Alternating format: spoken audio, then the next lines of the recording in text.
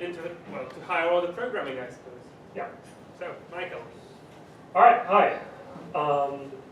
So I'm going to be talking about finding fixed points faster. Is sort of the summary of what this is all about. And first I'm going to be talking about Datalog, the language where this finding fixed points problem arises. Obviously fixed points are used in many languages, but I'm going to be talking about Datalog. Then I'm going to be talking about the particular optimization of Datalog called SemiNaive evaluation, which is a way of computing recursive expressions in Datalog faster, finding fixed points faster. Then I'm going to talk about a language I'm working on which generalizes Datalog called Datafun, which generalizes Datalog to higher order functional computation. And finally, I'm going to talk about how I've been trying to generalize SemiNaive evaluation so it can apply to Datafun using techniques from the incremental lambda calculus.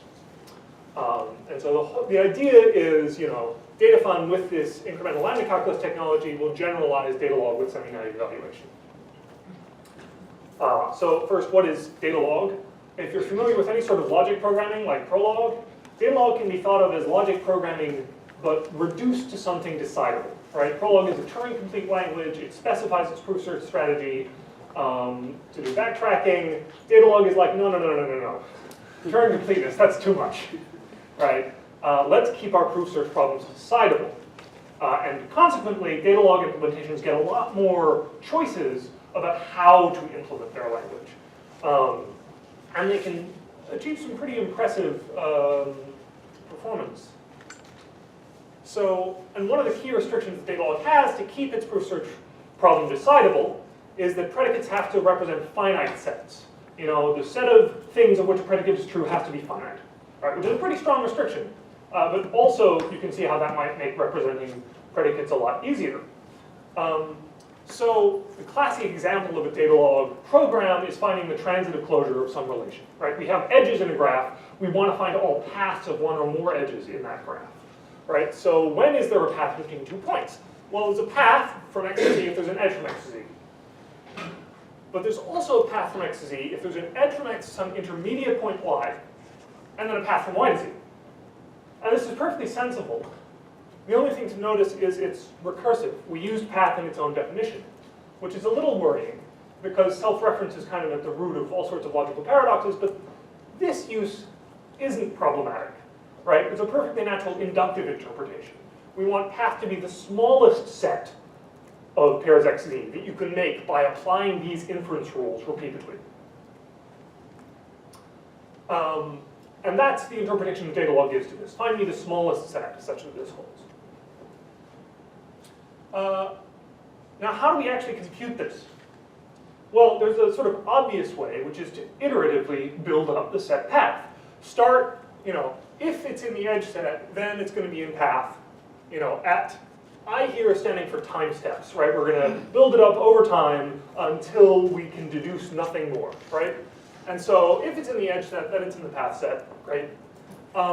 If we knew at the previous time step that there was a path from y to z, right, and there's an edge from x to y, then we can cons that edge onto the path, and we know at the next time step that there's a path from x to z.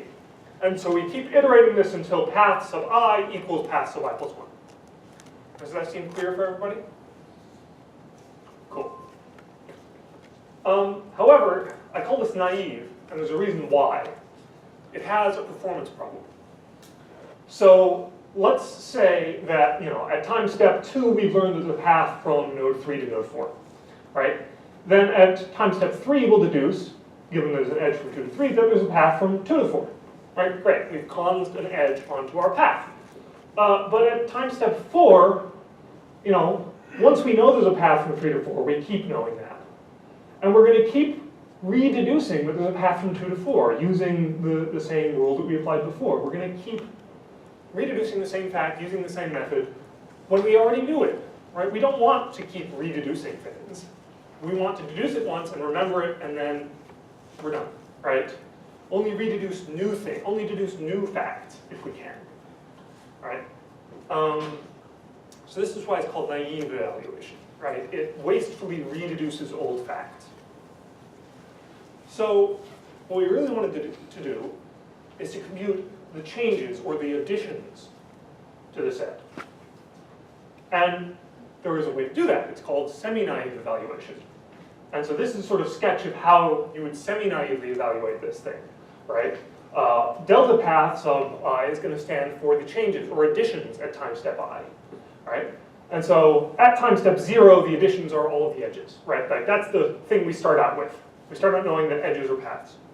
Then at time step I plus 1, if we have recently learned that there's a path from Y to Z, and there's an edge we can cons onto that path, then now we've learned that there's a path from X to Z, right? So we only want to look at the edges the paths that we recently learned about, not all of them, right? And so this gives us what changes at each time step, and to get the whole set of paths, we just union all these things together. We just incrementally add the paths we newly learned about into the set of paths we already know about. Yeah, so does this seem clear? Right, why this speeds up your algorithm for finding all paths? Okay, so that in a nutshell is Datalog plus SemiNaive evaluation. Now I'm going to switch tracks and talk about DataFun. So I said that in Datalog, predicates could be thought of as finite sets. So if we take this logical expression and we try to think of it as an expression in terms of sets, what would it look like? It looks something like this, right? Path is going to be a set of pairs. What is going to be in that set of pairs? Well, every pair and edge is going to be in there. That's just the first rule, right? And also, look at the second rule. If xy is in edge, if edge holds of xy, and yz is in path, if path holds of yz, then we want xz to be in path as well. So this is the sort of set-oriented version of that. This is DataFun, that's Datalog.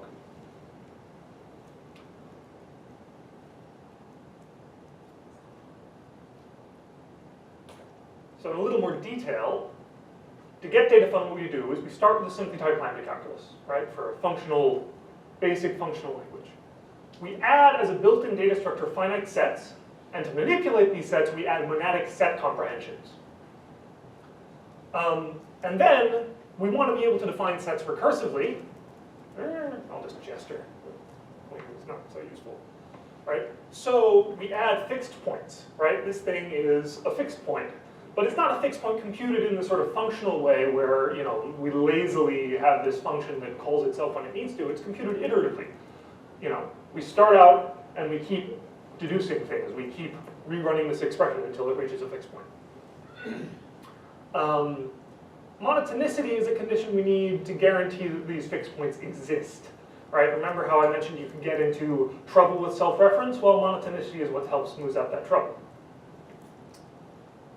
Okay, so let's look at this DataFun expression and let's rewrite it a little.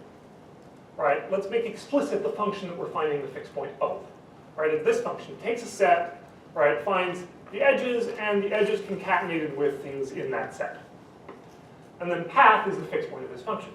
So now the question is, how do we compute fixed points in DataFun?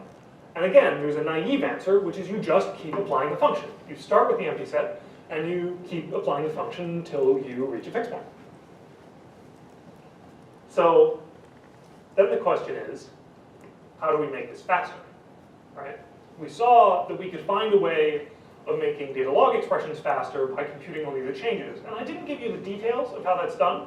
I just sort of showed you an example, but there is an algorithm that takes Datalog code and turns it into this semi-naive version.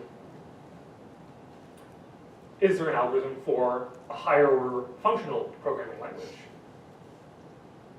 Well, to do that, one of the fundamental observations that we used to start with semi-naive evaluation was, well, we really want to compute the changes. So is there work on figuring out how things change in a higher order functional programming language? And the answer is yes. There's this work on the incremental lambda calculus from PLDI 14, right? And what it does is it gives you a static transformation on simply typed lambda calculus terms that if your original program computes a function from A to B, it finds the derivative in a certain sense. Now, what do I mean by derivative?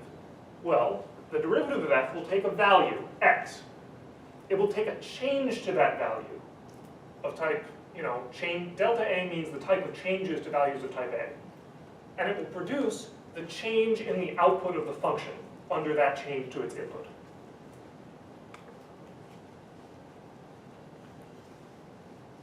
And again, I'm not yet telling you how this transformation works, but if we accept that it does, okay, how do we use this to find fixed points faster? Well, let's say our function has type set A or set A, because that's the type of the function we were trying to find a fixed point of, right, for some type A, which we don't care about. Well, then I'm going to say that delta F has this type. Now, why is that, right? Remember that delta F is supposed to take an A, a change to A, and produce a change to B. Why is the type of changes to set A, set A? Well, we're trying to compute a fixed point. And in this fixed point, we're building a set up and making it grow larger and larger. We're deducing more things in it. We never shrink the set. So the changes to values that are created in this fixed point function are only increases. And you can represent increases to a set by the set of things you added. So that's why delta of set A is just set A again. And then, the output is, so we give the set we start with, the set of things we add to it, and we get the set of new facts that we've deduced under that change. And so if we want to compute fixed points faster, this is the system of equations we set up. The initial value, the initial set of things we know, is the empty set. The initial set of changes, the things that kickstart our fixed point, are the things we deduce in one step of f, right? So we need to call f exactly once, as it turns out. To compute the next value of our iteration, we just union the previous value and the changes to it. And then to compute the changes at the next time step, we use our derivative. We say, okay, we knew these things, we learned these things, now what do we learn in the next time step? And you can prove, using some properties of derivatives, that x sub I will be exactly f to the I of x. It will be the ith iteration of f. Right? And so, of course, we can find a fixed point using this, assuming one exists.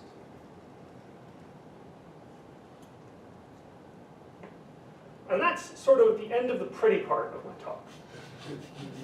Everything up till now has been clear and simple, but it turns out that in trying to apply this, you run into some conundrums.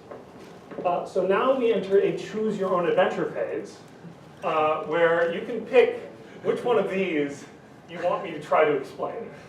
Or ask me another question that's pressing, because at this point, if there's something you don't understand, please ask the question now, before we get into the complicated things. So, either questions, or which one of these do people want to investigate next? Yeah? I'd like to know why some types are tricky. Ah, okay. Other people want to know about that? Yeah. Sure. All right. Why are some types tricky? So before we get to why are some types tricky, I'm going to need to go into SemiNaive, how the incremental lambda calculus works and how it applies to data fund in a little more detail. So for every type A, we have a type of change as delta A. I already told you that, say, delta of set A is set A. But I need to do this for every type in my language. And that includes functions, pairs, and sum types. Now, functions and pairs were covered in the original incremental lambda calculus. Some types were not. I also deviate a little from the original incremental lambda calculus. It has a plus operator, which adds to a value a change. For sets, this is just union. And it also has a minus operator, which finds the change between two values. Now, that doesn't work for us. We're only interested in increasing changes. So there is no change that takes the set 2, 3 into the set 2. So rather than requiring that between any two values there be a change, I only require that any value have a zero change that turns it into itself. Right? So for sets, for example, this is always going to return the empty set, ignoring its argument. Right? But in general, it might depend on its argument what the zero change is. Right? And then, what does the derivative transformation on programs actually give us, not just on functions? Well, let's assume that our programs have only one free variable. Obviously, this generalizes to many variables, but to simplify the example, if we have an expression of one free variable, then its derivative, delta m, is going to have two variables, x of type A and dx of type, that gamma should be an a, sorry. Dx being a change to the variable x. And it's going to compute the change in the result, and that should be a b, sorry. But anyway, the derivative takes twice as many variables as the original one.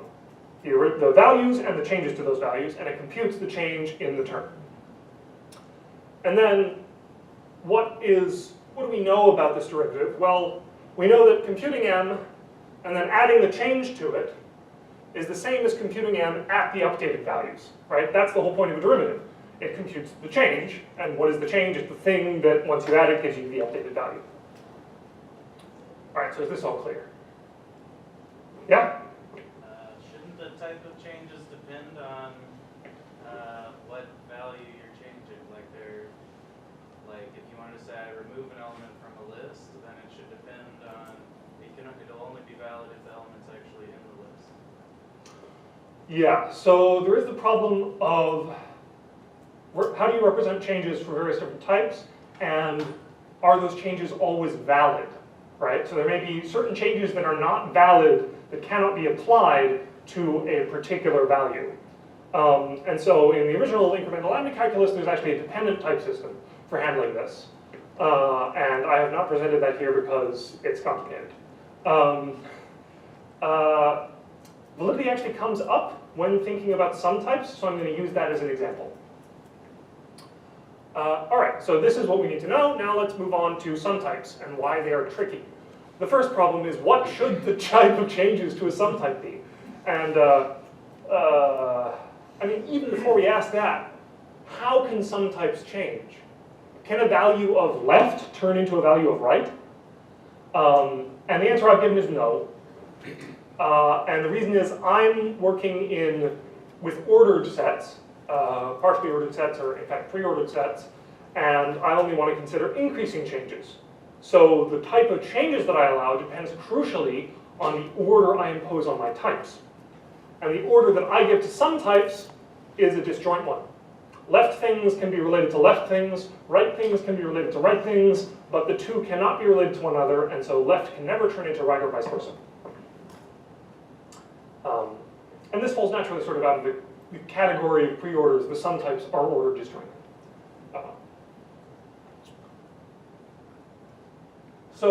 But that still leaves us with the question of how we represent changes. One way would be to have a pair of changes, one to apply if it's a left, and one to apply if it's a right. I dislike this because it sort of overrepresents. Ultimately, there's one particular value that you're going to be changing, right? And you're going to completely ignore one of the halves of this pair. So what's the point? But it does make for cleaner code if you do it this way. Conceptually, what I'd like to say is the changes to A plus B are the union of all possible changes to A or to B. Because the only time I care about a change is when I'm applying it to a value. And when I'm applying it to value, I know whether it's supposed to be a delta A or a delta B. So I don't need an additional tag to tell me that. I can just take the union. Unfortunately, this requires a type system that has union types, and that's complicated. And then to show that your code type checks, you need dependent types, and that's complicated. And so what I've settled on is the type of changes to A plus B is the sum is delta A plus delta B, right? So you have an unnecessary additional tag, but at least you don't waste too much space like you would with this, and it can be simply typed with a little difficulty. The difficulty comes in what's the derivative of a case expression. So this is like, how does this expression change? Well, it depends upon the original value of m and the change to it. And if the original value is a left, is an in1, and the change is an in1, then we're good. We just take the change to the first branch of the case expression. And if the value is in 2 and the change is in 2, then we just take the second branch of the case expression. And remember that to evaluate the derivatives of n1, we need x in scope, but we also need dx in scope, right? Delta n1 depends upon all the free variables and all the changes to those free variables. But we have 2 more cases. And these cases are impossible. They cannot happen, right? Because we have this guarantee that a derivative that, delta m computes the change to m. And the only valid changes to a left term are the left changes.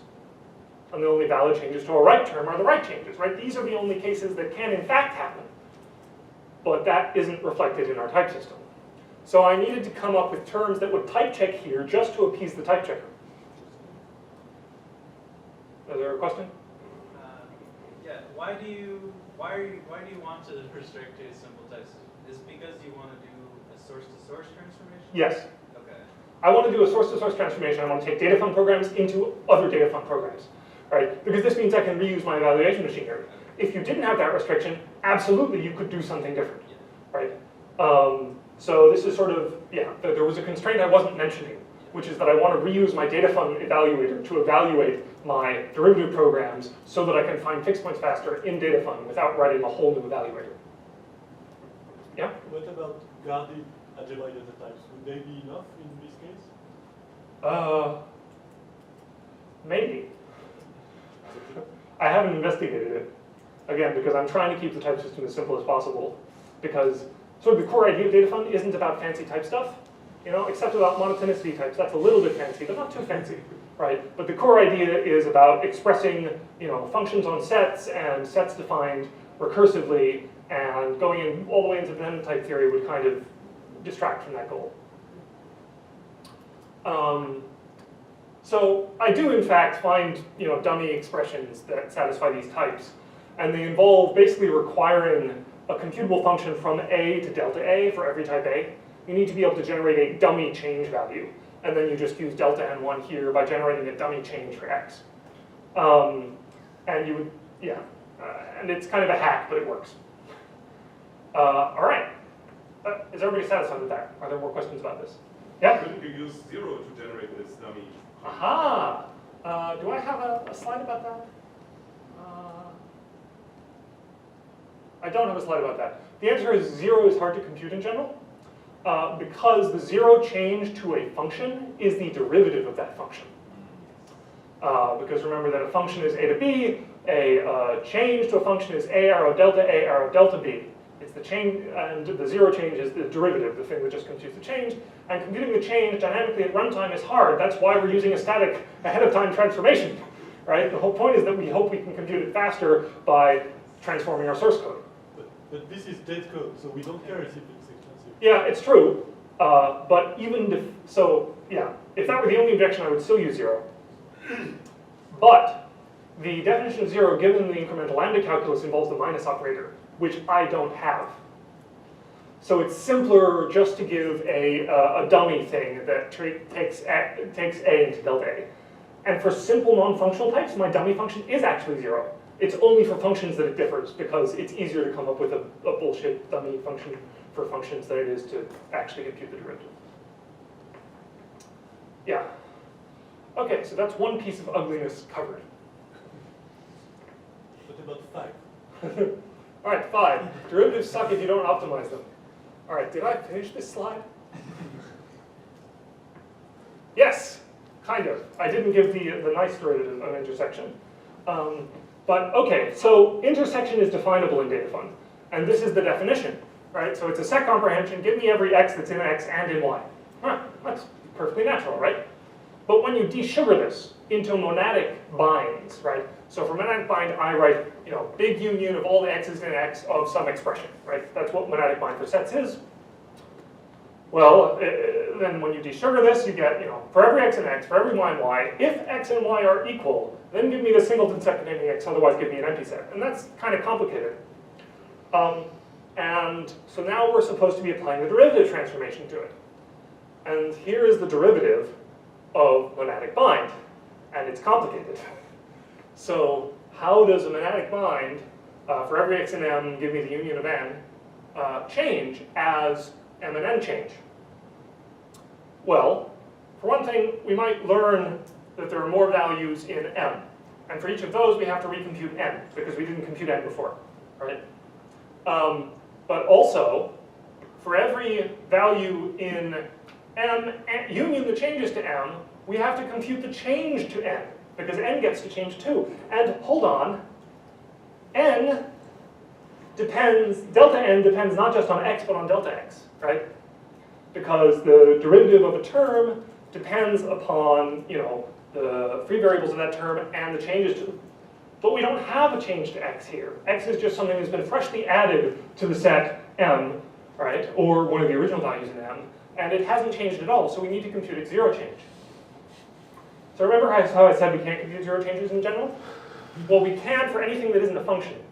So the thing we do here is we ban functions inside sets. You can't put functions inside sets. Which is fine anyway, because to put things inside a set, to represent that finite set, you kind of want to be able to compare things for equality, And you can't compare functions for equality, so what are you doing anyway? But anyway, given that it's not a function or anything containing a function, we compute the zero value for it, and then we compute the derivative. So that's what the derivative of monadic bind is. Now what's the derivative of this?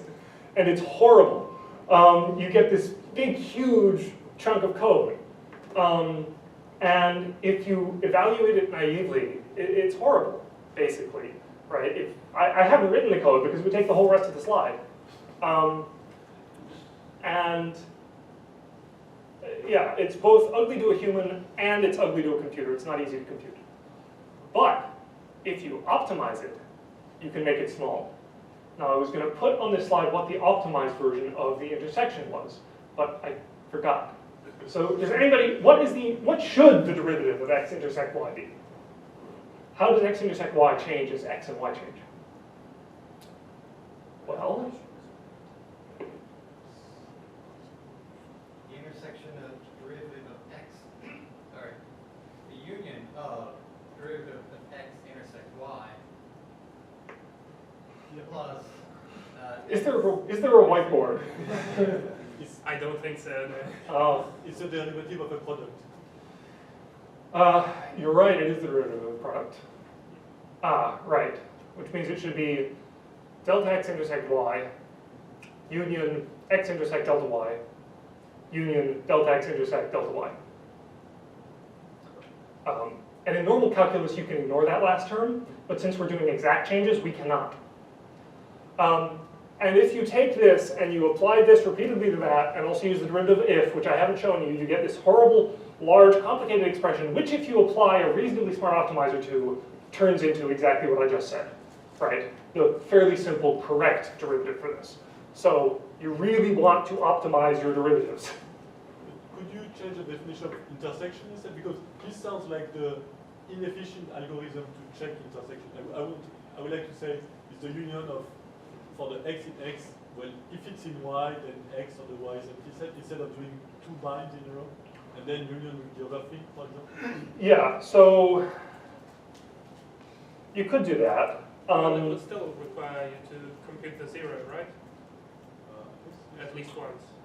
Yeah, that's not particularly the inefficient part. Computing zero for things that aren't functions is cheap. So yeah, the way that I've been working with Dataflow so far is I've been hoping that I can keep the core language simple and then apply work that's been done in the database community to take, basically SQL expressions and evaluate them efficiently, even though they're written in this sort of naive form, right? Because it's fairly easy to see that if you have an index on x and y, you can just transform it into the program you talked about. Or even, so the program you talked about still is sort of a nested loop, right? You loop over every element in x, and then you do a lookup into y, which probably involves a search in y.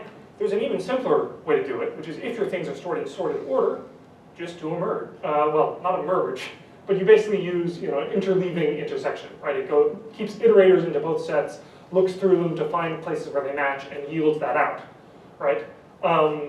And the database people have gotten pretty far with taking fairly declarative statements written in a completely naive way, and turning them into efficient algorithms, and that's what I've been hoping to do for Dataflow, rather than trying to write efficient programs from the get-go. Because writing efficient programs by hand using monadic bind is awkward, but yeah, you could do that. Yeah. Any more questions? All right, back to the smorgasbord. So, you haven't said anything about higher order types yet? Yes. That's because what we do for them is exactly what the incremental lambda calculus does, right? Although I do have a slide sort of about it, which is, right, monotonicity and ordering. In the incremental lambda calculus, there's only one type of function, right? Functions, right? And the derivative of the change type for functions from A to B is functions that take an A and change to A and give you the change to B. But DataFund has two kinds of functions: ordinary functions and functions that are guaranteed to be monotone, right? And we need this monotonicity in order to guarantee that our fixed points exist. And so now we have to think about how monotonicity and changes interact. And so one difference is that these two things have different types, right? So the derivative to an A monotone arrow B doesn't have to be monotone into A, interestingly enough, but does in the change to A, right? And I can't give a short reason why this is so, other than that I tried every other possibility and none of them type checked. For none of them could I get the code to type check. But what seems to be the case is you want the ordering on your changes to reflect their effect when applied to a value, which sort of gives you an intuitive justification for this, right? You want to say that dx is below dy at the type of changes to A, if no matter what you apply it to, dA produces a smaller value than dB. Except you need to insert some conditions here, like that dA is a valid change to A. Because again, there are such things as invalid changes. And again, I don't have a proof of why this should be so, but it is the thing that seems to have made my attempts to come up with a static transformation work out. Yeah? I mean, you say you're not sure why the first arrow needs to be a non-monotonic arrow, but it seems like if your function is monotonic, increasing, it doesn't mean that the derivative would be increasing, does it? Right? Yes, that's exactly right. And that seems the reason why you need that arrow to not be monotonic, the first one. But the second one is a second. The monotonicity should be equivalent, seems. Even.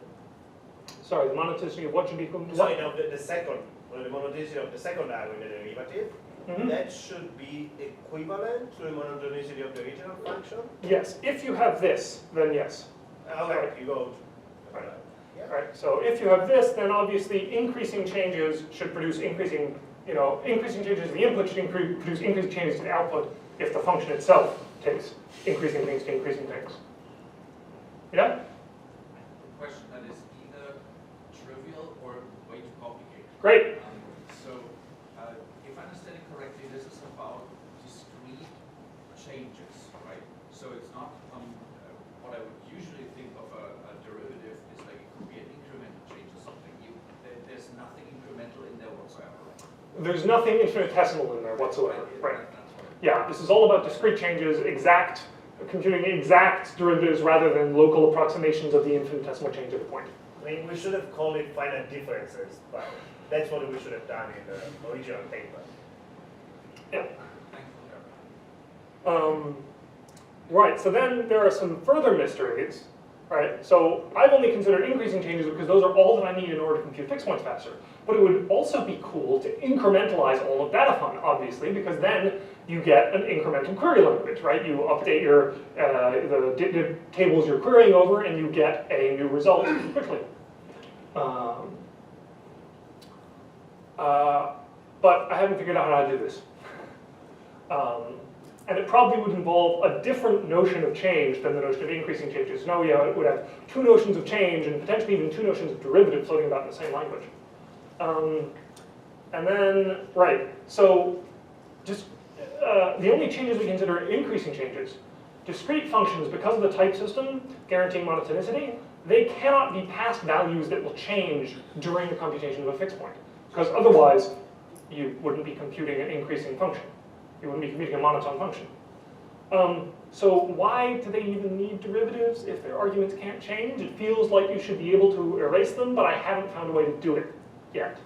In particular, because the zero changes, you're sort of saying that the change to the input is always going to be a zero change, but zero changes aren't necessarily trivial. If it's a higher order function that takes another function, the zero change to that function is its derivative, which actually has computational content. So you can't just erase it. and forget about it, right? Yeah. Well, what if you know that the argument and the function are constant, so that both the derivatives are real? Because that should guarantee that the result is. Yeah, I mean, if your optimizer can notice, sufficiently many things, it can erase them away. But I haven't been able to find a static transformation that itself guarantees that. It's left to the optimizer to do it. Did that answer the question? Yeah. Because it feels like you should be able to do something type-directed, right? You know that the input isn't changing, but I haven't been able to find a way to do it in a type-directed way. It's just left to an optimizer to figure out. All right. Further questions here or general questions? Yeah? You said you were hoping to generalize the SemiNaive algorithm. Yes. So do you and how do you prove, how would you go to proving that generalization? Well, I believe I do, right? I believe this generalizes the SemiNaive approach. As for proving it, well, it's an interesting question because sort of the question is what is the statement of the theorem I'm trying to prove, right? One thing I could do is identify a subset of data fun which corresponds to Datalog, right? Or a translation from Datalog into data fun, and then I could sort of verify that everything commutes, that if you take Datalog, apply the SemiNaive transformation, if you take Datalog, turn it into data fun, and then you take data fun and apply the incremental thing, these all match up. I haven't done this. It would be cool. I'm not sure whether that's the right way to state the theorem, but it's a way. But the reason why I'm convinced is because when I apply it, like, I've applied this to many examples, and it always seems to do what SemiNaive evaluation with Datalog would do. Right? And if you look at the rules, they look conspicuously like the rules for Datalog. Right? So I'm sort of, the eye test, it passes. Right? The looking at it doesn't look the same. It passes. All right. I think we might be running out of time for questions, or do we have time for more? Well, we definitely do have time for more questions. So, because one question here is, I mean, I'm used to, for the changes on sets to use backs because you account for removals. So is it monotonicity that lets you use set for changes of sets, or is it something else, some other restriction? Well, monotonicity certainly makes it easier to see what changes on sets should be. Only increasing changes are allowed. Increasing changes on sets are just other sets, the things you add to them. Mm-hmm. I think it might be possible to represent changes on sets that aren't monotonic. For example, you could have a pair of the set of things added and then a set of things to remove. Right? And this would give you sort of a complete notion of changes, a notion where you can get from any set to any other set with some change. Right? You might need to remove before adding. No, you're fine. Usually you need to multiplicity because you can have something which comes from multiple sources, and you need to count how many times, for how many reasons it's there, and how many of those reasons disappear. Yes, so your derivatives might get more complicated. That's what I would be afraid of. Luckily, I don't have to worry about that. Increasing changes are easy. Yeah? Maybe a question about evaluation. So you design data fun for a specific set of computations. Have you used your work on them, and do you get good results that you like? We have no benchmark so far. In fact, even figuring out what the set of computations we want to benchmark on is an interesting question, because we've discovered that data fun can be used for more things than we anticipated. We thought it would just be like Datalog, but you can avoid having to repeat yourself by using higher order functions to factor out repeated patterns. But actually, adding the ability to have like interesting types allows you to write things that would be hard to write in Datalog, like parsing an arbitrary context-free grammar. So we can actually write a function that takes a grammar represented as a set of rules and takes a string and tells you whether it parses. Do we want to benchmark that? Probably not. That's probably going to be really inefficient. But it would be cool if it were efficient. But yeah, as of now, no benchmarks whatsoever. That's the next step, basically. Do you have time for another question? Yes, yes. All right. At the back? Yeah? How does your work relate with what's been done in the database community with incremental computation of use? Well, I don't know if you're aware of DB Toaster and higher order data computations. higher order, Yes. involving like Meaning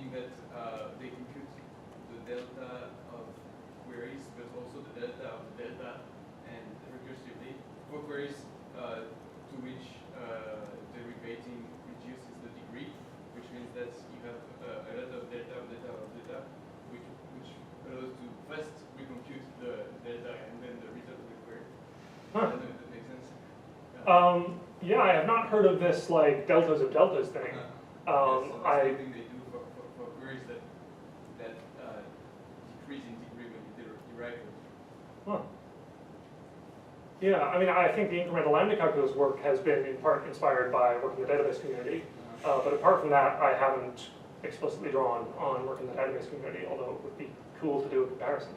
And I have not heard of this deltas of deltas thing. So thank you. There was another question, I think. Oh, yeah. Wait, so SemiNaive evaluation is a Datalog to Datalog transformation? Or? Not quite. Okay. I've sort of like pretended that it is, right? But like these subscripts, you can't do that in Datalog, right? You know, it's nice to think of it this way, but you can't actually write this in Datalog. So it's normally not thought of as a source-to-source transformation on Datalog, and it's usually not implemented that way either. So right? but for instance, you could write this program in DataFund by Yes. passing a number? Right, so yes, you could, Okay. well, you wouldn't write it this way. You'd write it in the sort of declarative way, and then the derivative transformation would give you, you know, no, I see the sort of core question. Yeah. There is a single piece of additional evaluation machinery you need in DataFund in order to handle this, which is fixed point computations, right? So in naive DataFund, you have a particular, you know, there's an expression in the language, fix F, right? And there's a particular evaluation strategy for that, which is repeatedly apply F. Once you have derivatives, right, you apply the source-to-source transformation to F, and then you use that in a modified implementation of fix that computes fix faster. So there is one bit of the runtime that needs adjusting, but it's a very small bit. So yeah, in effect, it's exactly like the case with Datalog. You can sort of apply source-to-source transformation, but then you need an evaluator which solves these sorts of equations. Okay, lovely.